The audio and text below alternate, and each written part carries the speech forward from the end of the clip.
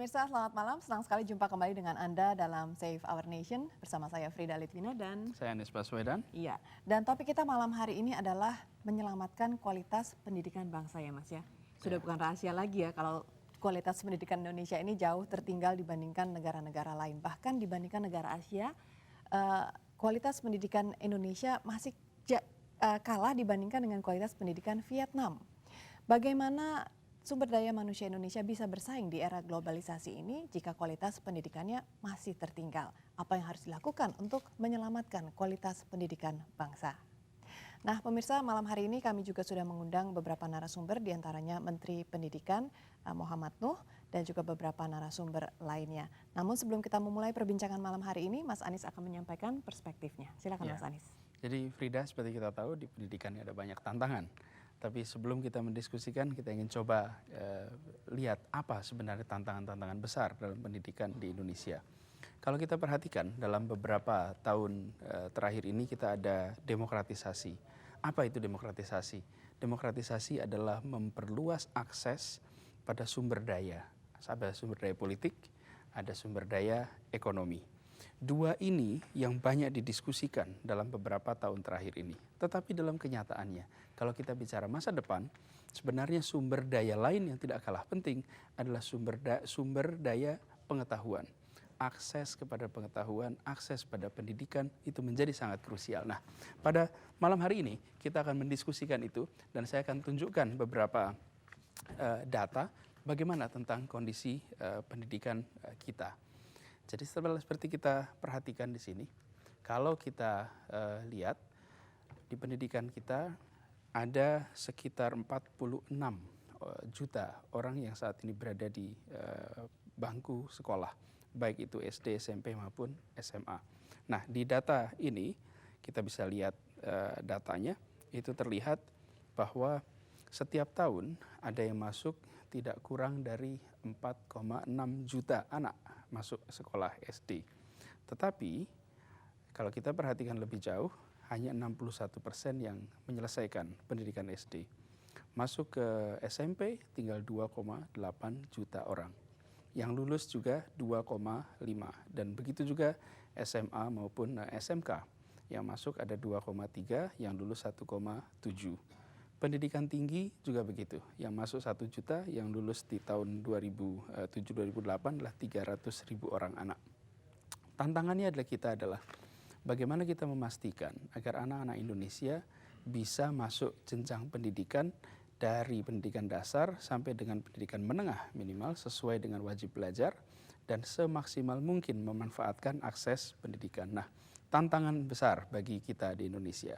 Tetapi jangan kita pesimis. Ini adalah fakta yang menurut pandangan kami dalam waktu pendek sebenarnya bisa diperbaiki. Yang kedua adalah akses pada pendidikan. Kalau kita perhatikan pendidikan dasar atau SD, tingkat partisipasinya atau enrollment-nya sangat tinggi. Bagi masyarakat yang warnanya putih, ini adalah masyarakat dengan penghasilan 20% terendah, jadi masyarakat miskin. Lalu yang warnanya agak biru tua atau hitam itu adalah angka partisipasi untuk masyarakat 20% teratas. Kita perhatikan untuk pendidikan dasar sama kira-kira sekitar di atas 90%, 93 sampai 98%. Tapi kalau kita perhatikan lebih detail untuk pendidikan menengah dan tinggi, angkanya berbeda sekali. Di pendidikan tinggi dan menengah bagi masyarakat miskin itu hanya 3% enrollment rate-nya. Sementara bagi masyarakat yang 20% teratas posisinya 31%. Selisih ini menarik untuk kita perhatikan lebih jauh karena penting bagi kita memastikan siapa saja memiliki akses yang sama ke pendidikan. Nah, ini yang kita ingin hindari. Kalau realitanya begini, apabila situasi pendidikan itu memungkinkan bagi yang kaya dan pintar untuk tumbuh, ataupun yang kaya tapi kurang pintar untuk berkembang, atau miskin tapi pintar. Kalau miskin tapi pintar ada solusinya. Solusinya dapat beasiswa. Kalau kaya dan pintar sudah aman, tidak perlu lagi khawatir. Tapi kalau kaya kurang pintar biasanya bisa diatur. Yang menjadi masalah adalah bagi mereka yang posisinya adalah miskin dan kurang pintar. Miskin dan kurang pintar, dalam grafik ini Anda bisa lihat, inilah yang menjadi tantangan. Sementara kita perlu memastikan bahwa janji kemerdekaan Indonesia adalah mencerdaskan kehidupan bangsa di strata ekonomi manapun juga dan pada kondisi seperti apapun juga. Jadi itu tadi gambarannya, dan yang terakhir adalah mengenai pendidikan tinggi. Ada disparitas yang cukup tinggi berdasarkan wilayah. Bahkan kalau kita perhatikan SMA-SMA di Jawa itu mendominasi pendidikan perguruan-perguruan tinggi negeri.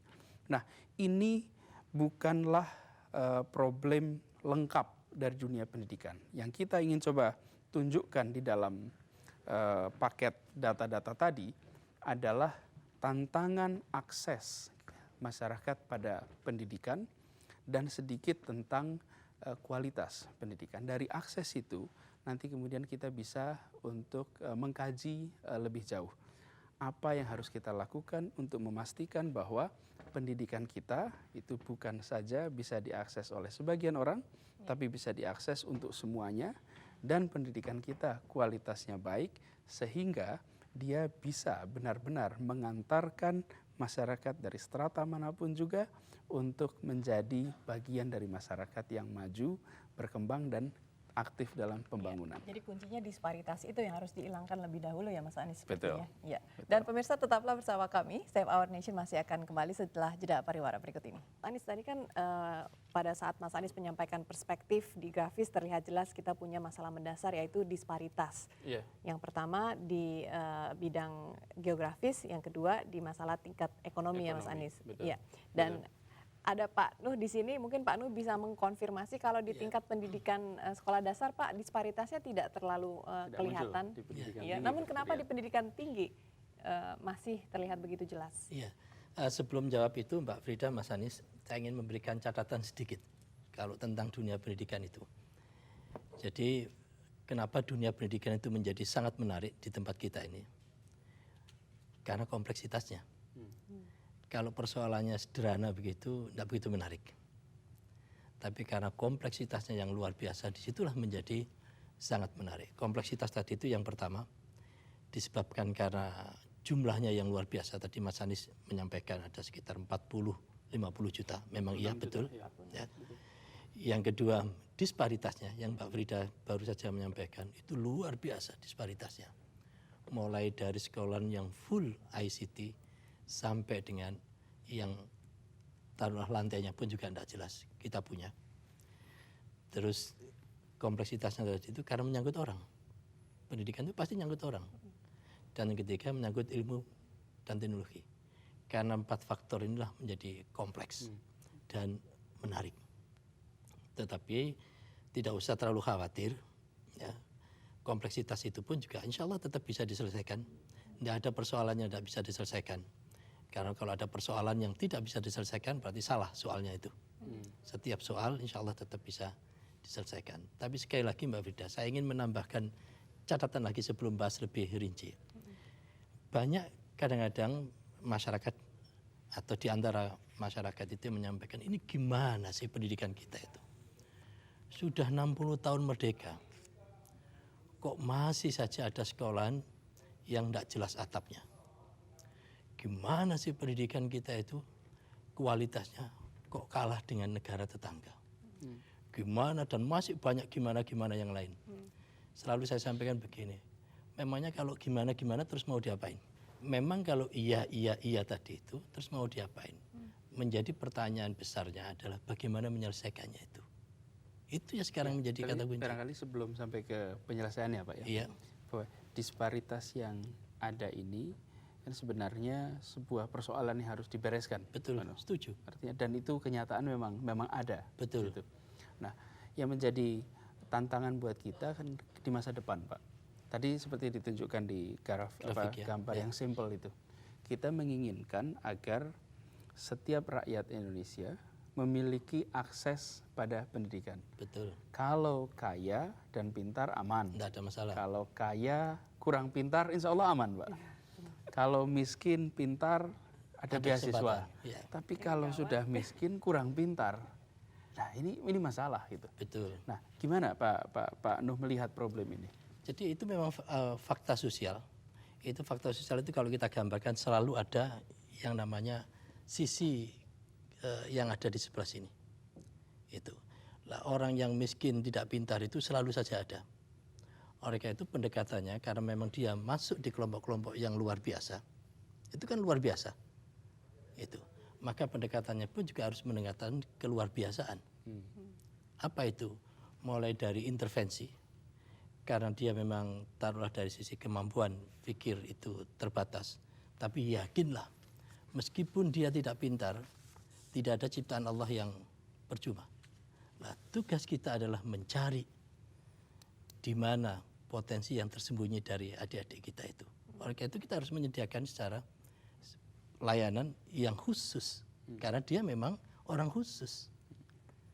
Itu yang biasanya dikelompokkan menjadi sekolah-sekolah yang luar biasa tadi itu, sekolah-sekolah yang berkebutuhan khusus itu. Pendekatannya harus khusus, perhatiannya harus khusus, gurunya harus khusus, kesejahteraan gurunya pun juga harus khusus karena ini memang khusus melayani orang-orang khusus.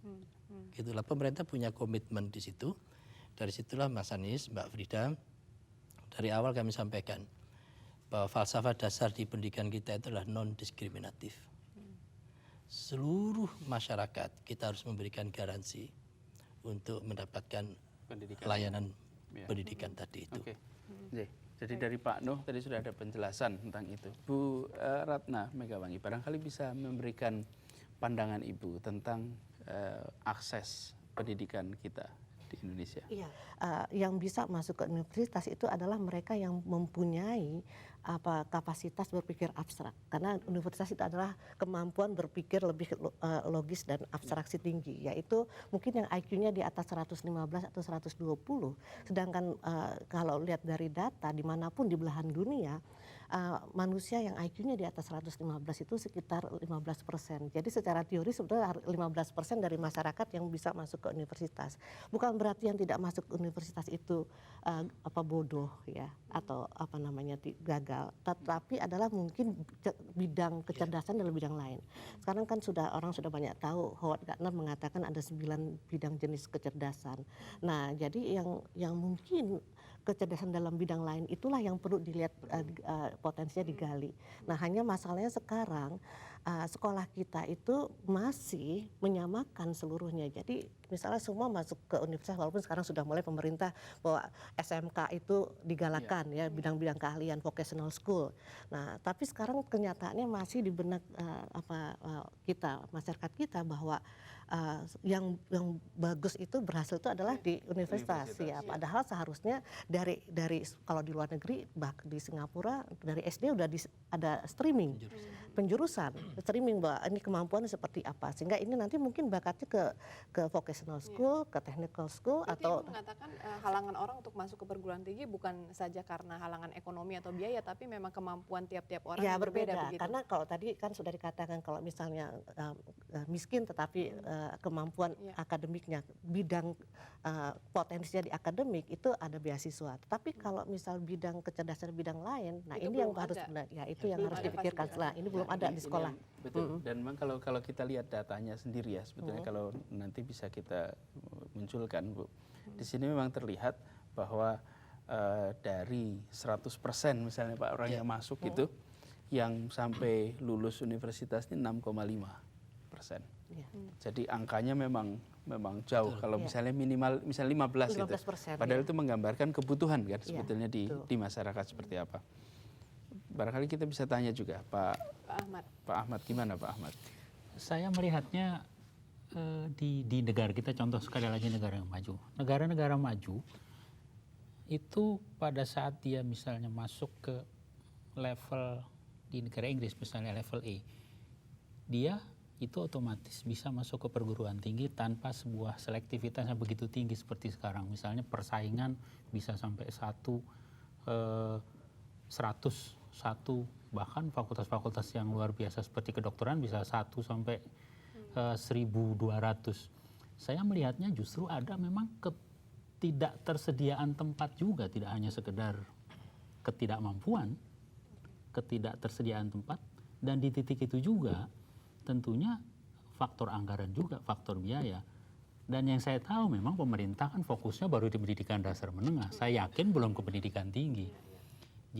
Makanya kalau saya berpikir itu bisa dicarikan solusi untuk lebih menggandeng ke berbagai pihak swasta yang sekarang sudah mulai banyak sekali memberikan beasiswa-beasiswa. Tetapi pemerintah juga belum siap untuk meng-guide mereka. Ini loh sisi-sisi yang harus kamu ambil. Ini bidang apa saja yang kamu harus biayai. Belum sampai ke arah sana karena masih fokus kelihatannya di bidang pendidikan dasar menengah. Ya, I see. Baik.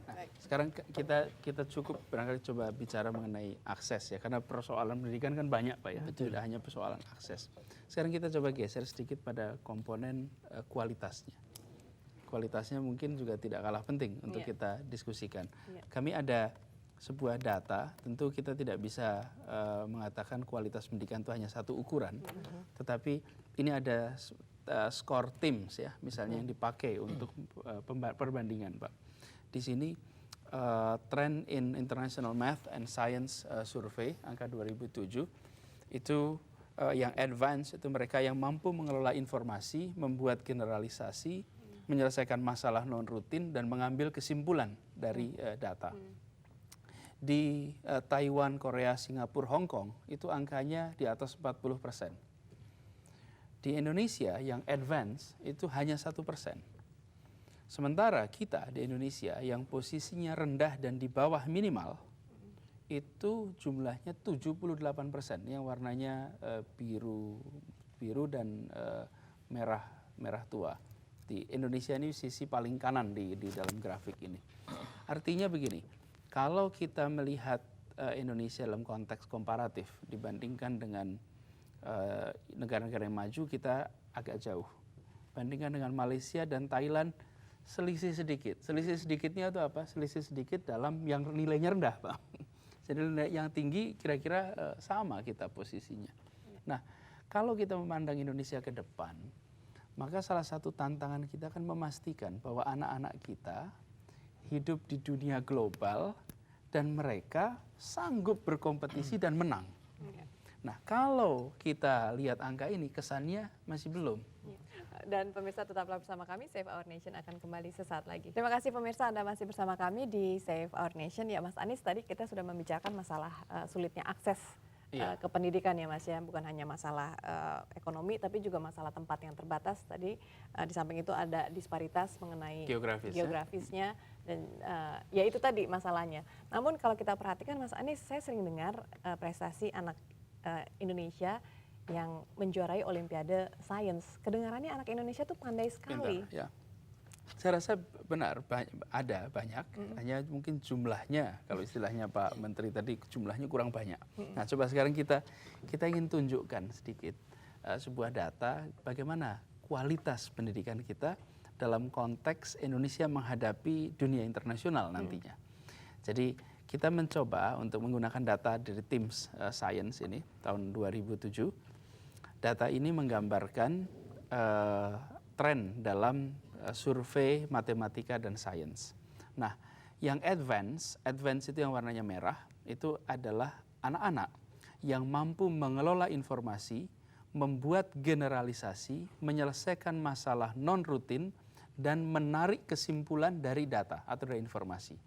Yang paling kiri adalah Taiwan, itu 45% mereka yang memiliki status advance. Di Korea 40%, di Singapura 40%, di Hong Kong 31%, di Jepang 26%. Jadi sementara yang posisinya di bawahnya, tinggi, sedang, dan lain-lain itu sedikit. Kalau di Indonesia, yang paling kanan itu adalah tabel grafiknya Indonesia, justru 78% dari anak-anak kita itu rendah atau di bawah minimal posisinya. Jadi rendah atau di bawah minimal. Jadi angka ini agak memukul. Sementara kita yang posisi yang advance, anak-anak hanya 1%. Memang harus menjadi catatan di sini supaya tidak overly pesimistik. Kalau pakai persentase kita hanya 1%. Tapi 1% dari Indonesia itu artinya bisa 460.000 orang. Ya, di Singapura kalau 10%, 20% mungkin jumlahnya. Secara nominal kita masih banyak, secara nominal. Dan mungkin Tapi juga Mas Anies persentase menemukan anak-anak yang pandai itu juga sulit karena kan wilayah tersebar. geografis kita sangat besar dan tersebar. Ya, jadi yang tadi yang Frida sebut mengenai anak-anak yang ikut Olimpiade dan lain-lain, itu mereka yang 1% itu. Nah, Bu Ratna barangkali bisa share pada kita gambaran ini bahwa persentase kita itu dari total anak didik kecil sekali yang begitu. Ya, itu menarik sekali karena perbedaannya sangat jauh dari negara-negara kita seperti Taiwan, Korea, Singapura yang 40% ke 1%. Nah, itu tandanya bahwa mungkin sistem pendidikan kita itu hanya menghasilkan orang-orang yang mungkin tidak berpikir yang disebut higher order thinking. Higher order thinking itu adalah tadi yang bisa berpikir kritis, berpikir analytical, berpikir sistemik, terus bisa menyelesaikan masalah. Itu yang memerlukan tingkat yang tinggi. Dan tentunya itu harus dibentuk dari proses pendidikan. Nah, saya berpikir mungkin karena kita selama ini lebih banyak mengajarkan anak-anak untuk hafal. Karena kalau hafal itu sebenarnya kalau kita pakai teorinya Bloom's taxonomy, menghafal itu adalah yang paling rendah dari kemampuan manusia. Yang lebih tinggi lagi to understand, mengerti. Nah, yang lebih tinggi lagi bisa mengaplikasikan. Yang lebih tinggi lagi setelah mengaplikasikan bisa mengevaluasi apa kekurangannya. Kemudian lebih tinggi lagi untuk menganalisis apa yang sudah dilakukan, dan yang paling tinggi adalah to create. Ya, itu yang the highest order thinking.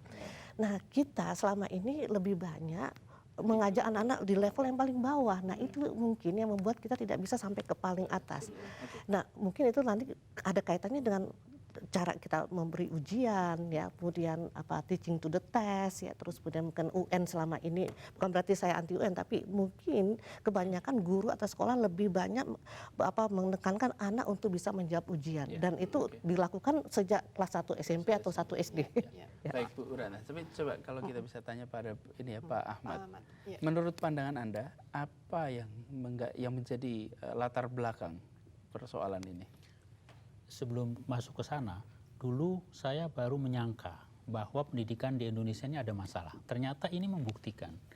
Tesis saya begini, jika potensi orang belum diberi pendidikan itu kurva normal, anggaplah yang tidak mampu tadi itu paling banyak 20%. Tetapi kenapa setelah dididik itu jadi naik menjadi 48%? Artinya proses pendidikan ada yang salah, menurut saya. Dan di titik ini saya yakin. Dan yang cilaka 12 lagi, 48% itu boleh saya katakan, dan di dalam tim itu disebutkan itu buta matematik. Artinya dia tidak mampu paham kepada operasi matematik, tambah kali aritmetik awal. Yang kedua yang 48% yang paling bawah. Yang kedua tidak mampu memahami grafik sederhana. Dan jika ini terus sampai ke perguruan tinggi, yang pusing Pak No, karena mungkin dosen. Di beberapa fakta saya pernah menemukan di sebuah perguruan tinggi perguruan tinggi swasta itu masih ada mahasiswa engineering 4 tahun yang lalu setengah ditambah 1/3 itu jadi 2/5. Jadi tambahkan semua atas bawah gitu Pak ya. Logik sih. Dan itu terjadi. Ya. Artinya ada problem Ada di masalah di dalam pembelajaran. Pak Nus, ini mendengarkan masalah-masalah seperti ini kan tergantung dari kurikulum juga dong Pak, apa yang diajarkan. Ya, saya sih menanggapi semua itu punya opportunity yang bagus. Ya, data tahun 2007, ya kan? Berarti faktanya fakta 2006 ke sini. Itu bisa kita lihat pada tahun 2006 berapa APK kita. Ya, baik untuk SD, SMP, SMA maupun perguruan tinggi. Maknanya yang belum sekolah itu banyak. Loh, kalau sekolah saja belum, dihitung suruh ngitung, diminta suruh ngitung, ya tentu tidak bisa, wajar. Tapi studi ini Pak, studi mereka yang sekolah Pak. Studi ini, betul studi ini, ya apakah tentang yang sekolah atau persentase terhadap secara keseluruhan? Yang sekolah. Yang sekolah. Oke, itu yang sekolah. SMA ya Pak. Sampelnya itu yang sekolah. SMA. Oleh karena itu Menurut apa? saya begini Pak, kalau boleh usul untuk melihat. Jadi kalau saya melihatnya bahwa ini itu sebagai fakta, gitu, Pak. Fakta, ya. Sebagai fakta. Dan kalaupun ada pergeseran mungkin Pak dari sisi jumlah 3 tahun misalnya, Ya. barangkali ada selisih-selisih sedikit. Tetapi ini barangkali mencerminkan kan? Betul. Salah satu fenomenanya membaca data itu adalah atau harus dikawinkan dengan disparitas. Ya kan? Meskipun anak SMA, kita punya datanya bahwa semakin tinggi disparitas antara kota dan kabupaten dan kota itu semakin besar. Itu Pak, ini persoalan biasanya kita. random Pak ini. Jadi Enggak. apa? Iya, Ini karena memang artinya, disparitas kita besar. Oleh karena itu kalau toh kita ngambilnya itu random, maka pasti ada juga yang di kabupaten kan ngambilnya karena random. Nah, karena disparitasnya besar, maka otomatis agregasinya akan jadi turun. Hanya kalau Oleh karena itu Mas Anies, persoalan besar saya sangat setuju. Yang harus ditembak adalah mata rantai disparitas itu. Dan disitulah pentingnya intervensi kebijakan. Pemirsa tetaplah di Save Our Nation, setelah jeda pariwara kami kembali lagi. Kalau kita perhatikan kok kayaknya tidak berubah-berubah ya sistem pendidikan kita. Jadi kalau Mbak Frida melihatnya atau belum punya anak, mungkin tidak bisa melihat apa sudah berubah atau belum. Kalau sudah punya anak 2 atau 3, yang satu sekolah kelas 1 besoknya lagi naik, baru di situ melihat nampak ada perubahan. Oke. Gitu. Kalau sekarang Pak Ahmad, kalau menurut Anda langkah solusi apa yang harus kita lakukan untuk memperbaiki kualitas pendidikan kita? Saya sederhana melihatnya. Yang pertama, produk guru kita itu kan salah satunya dari pendidikan guru, itu yang paling konkret. Buat saya, memperbaiki pendidikan guru dalam arti LPTK menjadi sebaik-baiknya, itu langkah yang paling penting. Tentunya all out.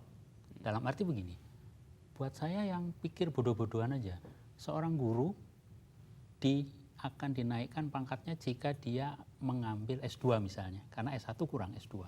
Tetapi ternyata pada saat masuk ke LPTK, bukannya menjadi guru yang menjadi lebih baik profesional, tetapi menjadi semakin kritis dan menjadi education scientist. Pada saat dia ngajar di kelas, itu bukan jadi sangat terampil seperti jadi dokter, tetapi menjadi medicine scientist. Pemikir pendidikan. Pemikir pendidikan. Buat saya, alangkah baiknya jika juga melibatkan best practice guru untuk masuk ke dalam. Jadi satu guru, pendidikan guru. Selain itu, pendidikan guru.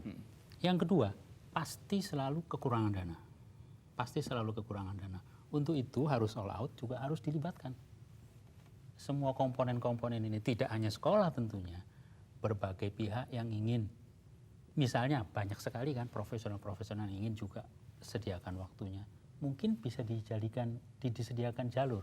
Oke, saya ingin mengajar di daerah tertentu tentang matematik karena di engineer, bisa saja kan bermitra dengan guru tadi.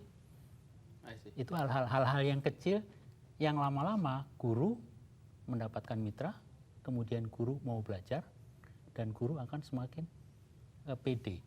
Salah satu contoh saja Pak, guru itu dari pengalaman saya untuk masuk ke perguruan tinggi yang megah saja itu sungkan. Ini pengalaman saya mengajak guru ke ITB. Itu kelihatan sekali Pak, kelihatan tidak pedenya itu.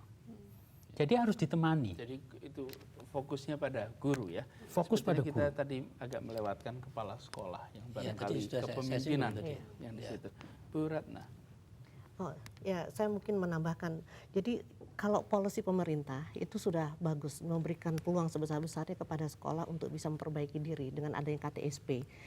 Itu saya pikir full otonomi ya. Jadi artinya istilahnya sekolah itu bisa untuk mengadakan improvisasi. Ya, bahkan kalau istilahnya mengadopsi kurikulum dari planet lain pun kalau memang itu memang diperlukan, ya itu boleh. Tapi yang jadi masalah ini tingkat kepercayaan pada level sekolah, kepala sekolah, guru itu masih rendah sehingga mereka tidak berani untuk melakukan improvisasi. Dan selain itu juga dari pengawas dari Diknas tempat itu kadang-kadang tidak kondusif. Artinya misal saya punya pengalaman masuk ke dalam bagaimana kita mendidik guru-guru ya, guru-guru sekolah negeri. Tapi katanya, oh ini nggak bisa diterapkan karena nanti pengawasnya bilang itu nggak boleh. Misalnya yang soal yang kecil aja, anak bermain pasir itu bagus sekali, ya. Itu kan menciptakan kreativitas dan segalanya. Tapi mereka takut untuk menerapkan karena pernah ada kejadian itu marah pengawasnya. Karena katanya pasir itu buat kotor. Nah, jadi saya pikir juga pada tingkat level di dinasnya, kompleksitas tinggi, Pak. Iya, itu harus juga diberikan. Itu penting sekali karena mereka lah yang punya power. Kalau misalnya, nah ini masalahnya. Jadi power mereka itu ditakuti, takut nanti dimutasi atau ada kaitannya dengan ini. Ya, jadi para ya pejabat-pejabat Dignas itu harus dicerahkan juga mengenai apa sih sebetulnya tantangan kita ke depan, apa sih best practices tentang pendidikan. Jadi bukan sekedar birokrat datang hanya mengawasi saja. Nah, saya pikir itu yang enggak, supaya kondusif proses untuk otonomi sekolah itu. Ada teman saya Pak Andes yang bilang begini, seorang guru kata dia gini, jangan harapkan guru di Indonesia itu bisa seperti yang disampaikan oleh Bu Mega tadi. Karena apa? Pada saat pendidikan mereka tidak diajarkan untuk memasak. Artinya ada bahan, KTSP diolah dan disampaikan. Karena tugas dia hanya menyajikan. Jadi kalau disuruh masak, mereka nggak punya skill untuk itu. Dan itu yang harus diperbaiki. Dan itu harus diperbaiki. Ya itulah sebagian dari problem yang kita hadapi. Kan tidak boleh dibiarkan, kan? Betul. Ya. Sehingga apa yang sekarang kita siapkan, kita lakukan. Satu, jelas sudah tahun 2010 ini 20.000 kepala sekolah. Kita upgrade di 3 aspek. Yaitu aspek manajerialnya dia, aspek leadershipnya dia, sama aspek kemuliaan kepribadiannya dia. Kepala sekolah. Bersamaan dengan itu pula, yaitu pengawas. Karena apa? Karena kepala sekolah ini bagaimanapun juga adalah yang paling bertanggung jawab di entitas sekolah itu. Bersamaan dengan itu pula, kami sekarang sedang merancang untuk penyiapan guru-guru. Karena guru yang pensiun itu sekarang jumlahnya besar. Ya. SD itu hampir 75% Betul. ya, 5 tahun ini. Betul. Kita kan tidak bisa karena tidak bagus terus ditaruhlah second selesaikan tidak bisa. Sehingga bersama dengan pensiun ini sekarang kita rancang ini. Insya Allah tahun 2011 kita memulai untuk menyiapkan guru-guru yang secara khusus memenuhi persyaratan-persyaratan sebagai seorang guru. Tidak hanya kemampuan intelektualitasnya, tetapi kemuliaan kepribadian itulah. Karena sekarang yang paling dihadapi, paling berat sekolah dunia pendidikan kita, kejujuran. Kelihatannya kita kalau kita lihat ini masih banyak sebenarnya Nggak usah khawatir. persoalan Kita tidak usah khawatir. Kita punya stok persoalan sangat persoalan banyak. cukup banyak. Tapi Pak Nuh, bagaimana dengan harga pendidikan yang katanya semakin mahal akhir-akhir ini? Betul. Kalau ada yang punya pendapat itu memang faktanya seperti itu. Karena kalau saya bandingkan Pak, zaman saya sekolah dulu SMA ya 50.000 sebulan. Di sekolah swasta itu sudah bisa Pak. Tapi sekarang katanya jutaan Pak. Jadi kalau membandingkan, jangan membandingkan tahun yang lalu dengan tanpa AC, tanpa kipas angin dan seterusnya. Tapi tema besar kita adalah urusan aksesabilitas tadi itu. Oleh karena itu yang kita garap sekarang, itu tidak cukup urusan akses, tetapi keterjangkauan. Kami sekarang menekankan betul, tidak cukup sekolah itu bagus, tidak cukup sekolah itu hanya tersedia dan seterusnya.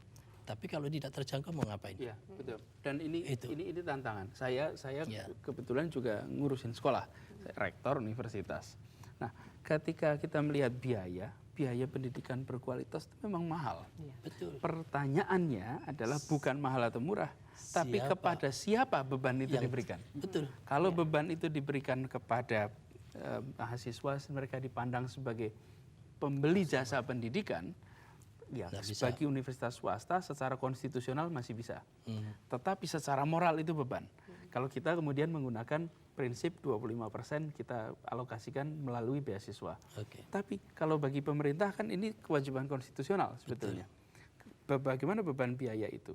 Nah ini Pak, sebetulnya kalau kita pendidikan tinggi, saya merasa pengguna pendidikan tinggi kita semua, ini berlima yang berada di sini, itu mendapatkan manfaat dari pendidikan tinggi, tapi berapa dari antara kita yang membayar balik? Betul.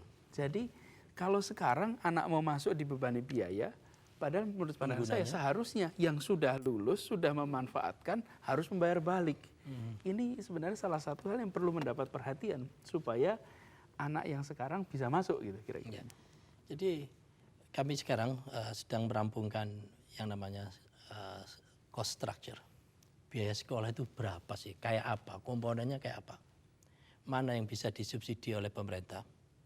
Mana yang harus masyarakat? Artinya siswanya sendiri, orang tua. Dan mana yang harus taruhlah dari private company dan seterusnya itu. Itu. Yang penting, saya setuju Mas Anies, urusan kualitas itu kecenderungannya biasanya mahal. Itu. Tetapi persoalannya siapa yang menanggung beban kemahalan tadi itu. Disitulah harus ada proporsionalitas. Karena kalau semuanya diratakan gratis, ya padahal beban atau tanggung jawab pemerintah, ketersediaan pemerintah, ketersediaan universitas Mas Anies juga terbatas, maka tentu tidak bisa jalan. Nah, itu. Ya. Terima Oke. kasih sekali Proporsionalitas atas waktunya, kata Pak. kuncinya. Ya, Sekali lagi. sama-sama. Tapi yang jelas begini, kita harus melihat ini dengan optimisme kira-kira. Iya, ya. Jangan setuju Walaupun saya. banyak masalah, tapi pasti ada jalan keluar. Insya Allah ada Iya. jalan. Terima kasih Pak Nuh atas Sama-sama. waktunya, Ibu Ratna dan Pak Ahmad juga terima kasih atas waktunya. Dan pemirsa Save Our Nation akan kembali lagi di segmen berikutnya. Mas Anies akan menyampaikan kesimpulan dari perbincangan kita malam hari ini. Tetaplah bersama kami.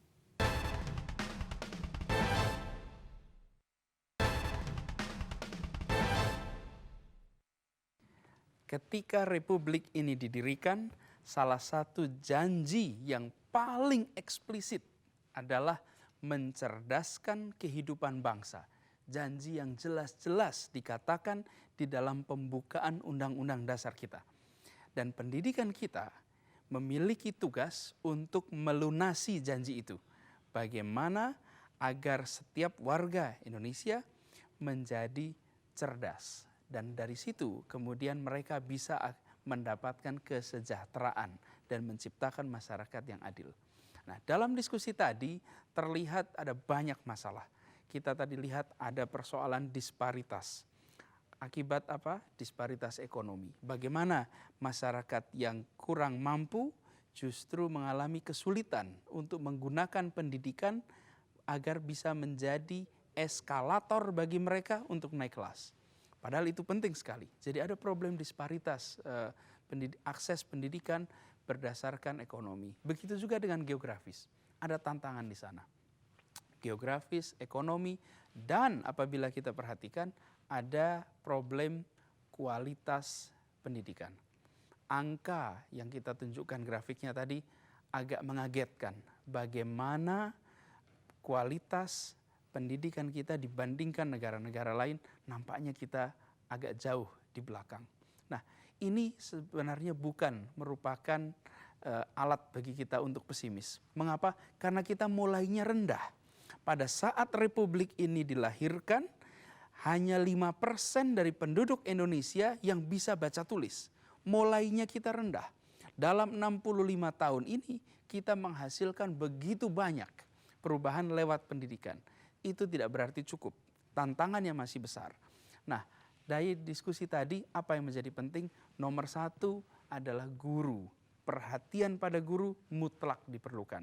Bagaimana guru benar-benar bisa istilahnya tadi mengelola dan memasak. Kemudian yang kedua adalah tentang materi pendidikannya itu sendiri. Dan yang tidak kalah penting adalah masalah pendidikan guru serta pengelola guru atau kepala sekolah. Nah, kita berharap dari diskusi ini, Frida, satu saat apabila seorang Indonesia ditanya, apa kekayaan Indonesia? Jawabannya bukan kekayaan alam, tapi jawabannya adalah kekayaan Indonesia pada manusia Indonesia. Kalau itu muncul, maka masa depan kita akan jauh lebih baik. Dan itu artinya pendidikan kita harus segera dibereskan. Mudah-mudahan dari diskusi tadi kita melihat solusi-solusinya dan dengan itu kita bisa bersama-sama save our nation kira-kira. Iya, Mas Anies. Dan pemirsa demikianlah Save Our Nation untuk malam hari ini. Terima kasih Anda sudah bersama kami selama 1 jam. Saya Frida Litwina dan Mas Anies Baswedan mengucapkan sekali lagi terima kasih atas waktunya. Selamat malam, sampai jumpa.